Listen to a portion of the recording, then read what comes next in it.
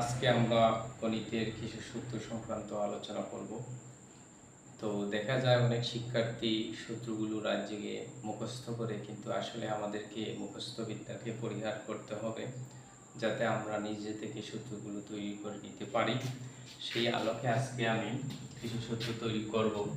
আমরা সবাই একটু দেখি। প্রথমে আমরা এখানে লিখব সাইন থিটা, এরপরে লিখবো আমরা cos থিটা, এরপরে লিখবো আমরা tan থিটা, এরপরে আমরা লিখবো cot থিটা, এরপরে লিখবো আমরা sec থিটা, এরপরে লিখবো আমরা cosec থিটা। প্রিয় শিক্ষার্থীবৃন্দ, এই যে ধারাবাহিকভাবে এই যে অনুপাতগুলোর নাম লিখেছি, প্রথমত হচ্ছে শিক্ষার্থীরা আমরা মুখস্থ করব না, একটু স্মরণ রাখবো আমরা এই ধারাবাহিকভাবে নামগুলো। এখন আমরা একটা জিনিস লক্ষ্য করি যে আমাদের এই ৬টি অনুপাতের বিপরীত সম্পর্কগুলো আমরা একটু দেখে নিই। তাহলে আমরা দেখলাম সাইন থিটার বিপরীত হচ্ছে কোসেক থিটা, আর কোস থিটার বিপরীত হচ্ছে আমাদের সেক থিটা, টেন থিটার বিপরীত হচ্ছে কট থিটা।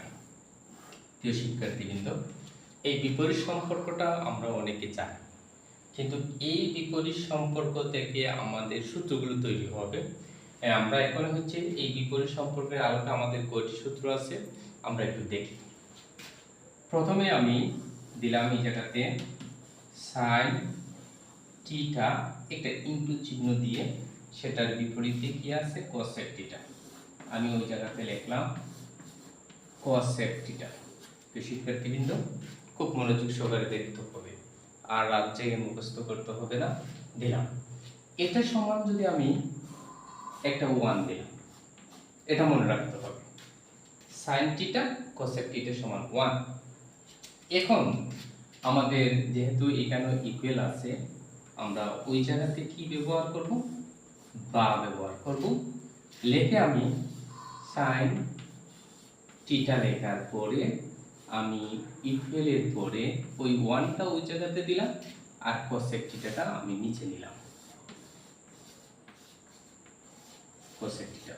তো শিক্ষার্থীবৃন্দ, আমরা রাত জেগে মুখস্থ করে থাকি সাইন থিটা সমান 1 কোসেক থিটা।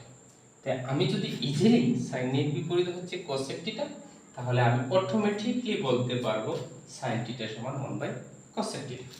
আবার অনুরূপভাবে আরেকটি সূত্র হবে, দেখো তো এই জায়গাটা আমি সাইন রেখেছি, এখন আমি কি করব, কোসেক থিটাটা এই পাশে রেখে দিই, কোসেক থিটাটা এই পাশে রাখলাম, ইকুয়াল দিলাম।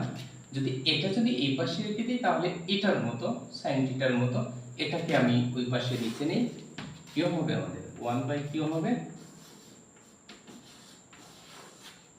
প্রিয় শিক্ষার্থীবৃন্দ, আমরা বিপরীত সম্পর্কের আলোকে আমরা এই জায়গাতে দুটি সূত্র তৈরি করে নিলাম। তদ্রূপ অনুরূপভাবে যদি আমরা ট্রাই করি, তাহলে দেখো আমি আবার লিখলাম cos theta, cos theta into হচ্ছে কি আমাদের sec থিটা, cosec থিটার বিপরীত হচ্ছে sec থিটা, ঠিক এটার মতো অনুরূপভাবে আমি কি দিলাম 1 দিলাম। তারপরে কি দিতে পারি, আমি এই জায়গাতে বা দিয়ে যদি আমি cos থিটা ছাড়া থাকি, তাহলে কি হবে 1/sec থিটা, একটা সূত্র হয়ে গেল। আবার আমি যদি এখন কি রাখি, sec থিটা যদি রাখি, তাহলে 1 কি হবে cos থিটা। প্রিয় শিক্ষার্থীবৃন্দ, শুধুমাত্র আমরা এই বিপরীত সম্পর্কটা যদি ধারাবাহিকভাবে নামগুলো যদি লিখতে পারি, আর বিপরীত সম্পর্কটা যদি আমরা মনে রাখতে পারি, সূত্র আমরা নিজেরা তৈরি করে নিতে পারবো। তো আশা করি এই যে দুটি যে বিপরীত সম্পর্কের আলোকে সূত্রগুলো তৈরি করলাম 4টা, একটা হচ্ছে sin থিটার বিপরীত হচ্ছে 1/cosec থিটা, cosec থিটার বিপরীত হচ্ছে 1/sin থিটা, এরপর হচ্ছে cos থিটার বিপরীত হচ্ছে 1/sec থিটা, sec থিটার বিপরীত হচ্ছে 1/cosec থিটা। সেই নিয়মের আলোকে আমরা এই দুটারও সূত্র তৈরি করতে পারবো। আশা করি শিক্ষার্থীরা রাত না জেগে মুখস্থ না করে এই সিস্টেমটা ফলো করলে আমরা এখান থেকে আমরা মোট ৬টি সূত্র তৈরি করতে পারবো।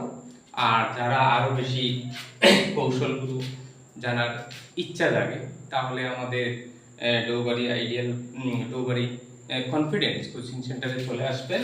এগুলো আমরা অত্যন্ত শর্ট টেকনিক এবং কম্পিউটার গেমের মতো অঙ্কগুলো শিক্ষার্থীকে শিখিয়ে দিব। তখন দেখা যাবে শিক্ষার্থীরা ইজিলি অঙ্ক করতে পারবে। সকলকে ধন্যবাদ। ওকে।